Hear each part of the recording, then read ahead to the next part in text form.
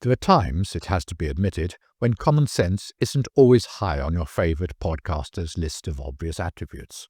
For how else can you explain the sudden desire one day to go see an open-air museum when the mercury outside is hitting -16 degrees?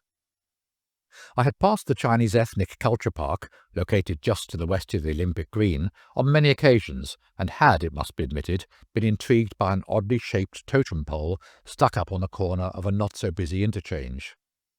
From my bedroom window it looks a glorious day outside, and I determined there and then to go and explore. The 50-hectare park isn't normally overflowing with tourists, even in the summer. But on a day like today, I'm not really surprised that at 9:30 in the morning I'm the only visitor. I even have to knock loudly on the ticket booth window to wake up the girl inside to ask for my ticket. Special price today of just 60 kwai instead of the normal 90 one is charged in the summer months. The blurb is enthusiastic in its descriptions. Unfortunately, it fails to mention, except in the small print, that the South Park is open from April to November only, hence the price reduction. But there are still 16 national villages on the north side, so let's take a look. The entrance of the northern park looks enticing enough, though as I walk through into the park itself, no one asks to see my ticket. Until, that is, a rather chubby guy starts to run after me, having obviously been disturbed from doing whatever it is that chubby Chinese guys do when they're expecting a morning of sitting contemplating life's mysteries. He tears my ticket and goes back to contemplating life's mysteries once again. According to the China Ethnic Park's website, the museum's goals are to demonstrate ethnic architecture, preserve ethnic relics, spread ethnic knowledge, study ethnic heritage, enhance ethnic culture, and promote unity of all Chinese ethnic groups. You notice the key word there, no doubt. Construction began in October 1992. The north section was opened to the public in June 1994, and the south section was opened 7 years later. The park covers some 50 hectares, and all the buildings are constructed in a ratio of 1:1 of their originals. It appears to have taken the idea from Jakarta's famous Taman Mini Indonesia Indah and attempted to create a Chinese equivalent. Today, it appears that half the buildings in the north section of the park are locked well and truly shut. But it would surely be churlish to complain. Who in their right minds, after all, is going to want to visit today when it's -16 Celsius? I even wonder if the fire hydrants scattered around the park are likely to work in such cold weather. It's also different from some of the more fanciful descriptions I've read on the net. A brook murmurs through little bridges, flowers bloom in the sun, birds sing on the trees, while rice and wheat send out fresh fragrance. But not today. Instead, I come across one of the many museums within a museum. Here is the Ceylon Museum, where a notice board tells me that the Ceylon nation has a population of 100,000, mostly Muslim, and they mostly live in Shunhua Autonomous County in Qinghai Province. This particular Ceylon building, together with a minaret and mosque, which are all of about 500 years old, were removed from Shunhua in 2003 and rebuilt here. All the objects on display are original and arranged according to the local customs. I'm just reading up on how the main products of the region are chili and pepper, when a red-faced girl, who's surprised to see anyone at all in her particular museum, rushes up to me, gesticulating wildly. "Buhanyu," I tell her, but she prattles on, oblivious of the fact that I understand not a single word of what she's talking about. And taking my arm and all but shoving me out of her museum door, she points frantically at the seaweed house a few meters away. It's clear, even to this befuddled guy, that something is going on there. So with a smile and a shir, I stroll over to see what is afoot. The seaweed stone house of the Han Chinese constitute about 92% of the population, has walls built of stone and a roof covered with seaweed. The style of building is representative of the area along the Jiaodong coast in Shandong province. After it rains, the seaweed apparently becomes sticky from the glutinous stuff inside, and this protects the building from heat, corrosion, and combustion. Typically, a roof lasts for up to 80 years without going rotten. In addition, the blurb tells us, The seaweeds near the gables will increase in thickness like the camel humps sticking up elegantly. I wander inside where it is totally silent, save for a faint noise coming from the back of the building.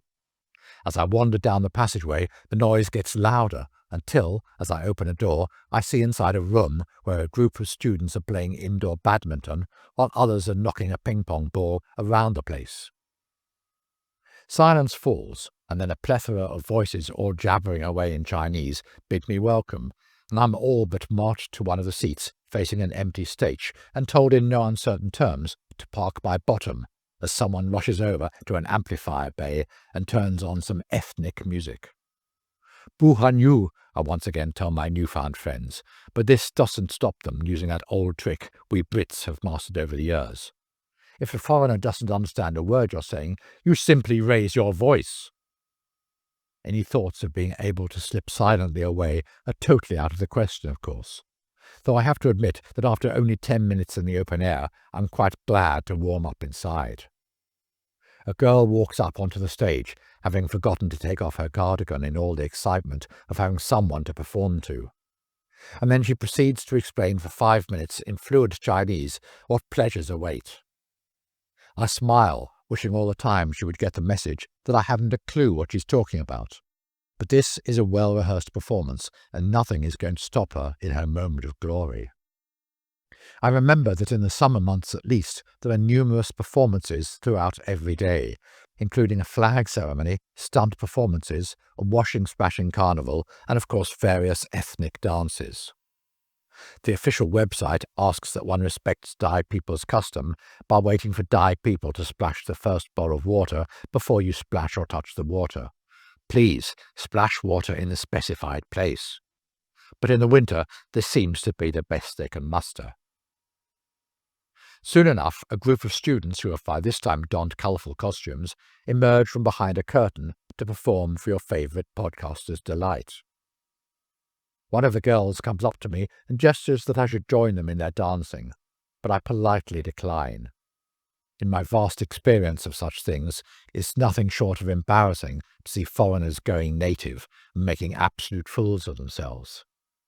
Is it my imagination, or does the girl look slightly relieved? No sooner have they shuffled off the stage than a guy who obviously seems to fancy himself somewhat jumps up and starts a rendition of some patriotic number that have them all standing in the aisles of the karaoke bar. But this is not karaoke, and instead he moves on to performing what appears to be a takeoff of Gangnam Style, minus the Korean lyrics. Next up, the failed Psy lookalike joins in the antics as a group of guys shove one another by the pole, a bit like a tug-of-war, but in the opposite direction if you get my drift. Once again, I'm asked if I would like a go, but I fear it would not be fair to subject these guys to the effects of my rippling muscles, and once again I politely decline. Eventually, all good things must come to an end, and with tears in their eyes, the students bid me all a fond farewell as I prepare once again to face the outside world. A few meters up the path, I come to a Gaoshan village, situated on a hilltop near a brook, recreating the mountain landscape typically inhabited by the Gaoshan people on Taiwan Island. The path is guarded over by 2 more totems. Now, have you noticed that whenever someone wants to push forward the idea of ethnicity, that you invariably get a quaint-looking ethnic statue that is an ethnic penis dangling from somewhere in the vicinity of his ethnic legs? A notice board tells anyone interested enough to stop for a while that with a population of 400,000, the Gaoshan live mainly in Taiwan, though there are 4,461 who live on the mainland. How often is that updated, I wonder? They are good, we are told, at carving and drawing, and Gaoshan people believe in a primitive religion. Ah, then they are definitely ethnic, I suspect. As I walk through the Gaoshan village, I come across yet another ethnic, penis-obsessed piece of art. Talk about one-track-minded. How come the Gaoshans haven't outnumbered the Hans by now? For the top of this eyrie where I can perch over into the abyss below and see 2 ice-bound canoes in what presumably passes through a river at other times of the year. While turning to the left is a model of the Xishuangbanna Dai Autonomous Prefecture's Manfei Long Pagoda, the original of which has been left behind in southwestern China. Totally oblivious to this all, however, are 3 local resident pussycats wrapped up sensibly in fur coats. I pass yet another ethnically painted wall, this one featuring no doubt meaningful ethnic serpents surrounding a supposedly ethnic woman, and hardly noticed directions to the Xibei Museum, Man Museum, Orachen Museum, Sela Museum, Bouye Museum, Dao Museum, Mongolian Museum, Tujia Museum, Bai Museum, Nashi Museum, Dai Museum, Tu Museum, Miao Museum, Chiang Museum, Hua Museum, Zhang Museum, or any other blessed museum for that matter. I've more pressing thoughts on my mind and hurry on to the loo, the cold weather playing havoc with my bladder. Inside, it is spotless, and in addition, there's a working hand dryer, something of a rarity in Beijing I have found. And from then on, I ambled my way around the park, stopping at every public convenience I passed to bask in a blast of hot air from the aforementioned dryers. Ah, bliss! Before very long, I've arrived at a glimpse of the Dong landscape. This area is dominated by a stunning pagoda, and a sign explains that with a population of around 3 million, the Dong live mainly in Guizhou, Hunan, and Guangxi. Their language belongs to the Tibetan group of dialects, and the Dong traditionally dwell in 2-story houses built on stilts.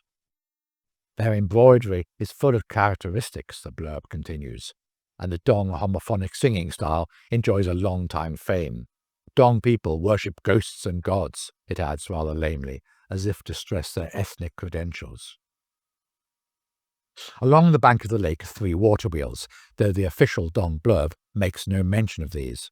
Either that or my brain is too numb to take it in. And crossing the Dragon Lake, joining the Dong to the Blang and Miao villages, is a pretty bridge which actually looks better from further away than actually walking over it. Over in the Dai area is a rather splendid little tower known as the Water-Splashing Dragon Pavilion. It's a metal hexagon with 5 layered aluminium carvings. A dragon's head stretches upwards into the pavilion, and when it rains, water comes out of its mouth. The pavilion is used for Buddhist birthday ceremonies, and it was donated by Dehong Prefecture in 1999. But oh dear, whose idea was it to have a ghastly, multicoloured pichu installed here? I have to say that of all the pichu I've seen in China, this one must be the most awful I've ever come across. Yuck! One of the largest areas of the park, on the northern side at any rate, represents Tibet. Well, I guess it is one of the largest ethnic groups, isn't it? To get to it, you have first to climb up a trail through a rocky mountain inspired by the Tibetan plateau. At the end of the mountain trail, a mini Potala palace awaits, followed by a stroll through a colourful village along Bajiao Street, modelled after its namesake in Lhasa. A sign says, rather deprecatingly I think, the Tibetans have made great contributions to human civilization by engaging in animal husbandry and raising yaks. I guess that must be one of the things that makes them ethnic. Just to underscore the ethnicity of the Tibetans, as if that's needed, are some rock doodles, no doubt copies of graffiti found in downtown Lhasa. What? No penises or serpents? How unethnic. But to make up for that, it appears the Ethnic Museum's Tibetan Museum is stuffed full of museums in its own light. For instance, there's a museum of Gao boxes, in which the Tibetans keep religious clay models, Buddha figures or amulets, usually worn around the neck. Apparently they're cherished and admired by the wearers. There's also a frizzen museum. Oh, what? A frizzen is a Tibetan type of tinderbox used to start fires.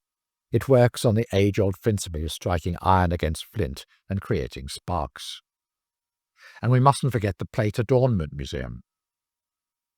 In the summer of 2001, when a professional inspection team led by Wang Ping, director of this ethnic museum, arrived in the Tibetan area of Qinghai, they rather fancied the plate adornments embroidered with flower motifs hung on the backs of the Tibetan girls. According to local tradition, when a girl is about 13 years old, the elders will hold for her a ceremony called Dai Dun. Dai Dun means wearing beautiful headdresses. When a girl wears such a plate adornment for the first time, it shows she has grown up. They brought a number of these adornments, minus the girls, back to the museum and put them on display here. Unless you should think for one moment that I've not as yet mentioned what Tibet is most famous for, I should add without further ado that there's a whole row of prayer wheels that the idle visitor can spin, leading up to a large prayer wheel at the end of the street. The big prayer wheel is another means of chanting a mantra. The metal covers are inscribed with 6-character words, and the entire scriptures from the entire temple are found inside. Revolving it for one cycle in a clockwise direction has the same power as tens of thousands of mantra being chanted. I would think that the guy who discovered this must have won first prize in the annual Time and Motion Study Awards that year. Having spun my wheel, and fully now expecting tens of thousands of mantras worth of good luck to come my way, I step outside once more into the real world.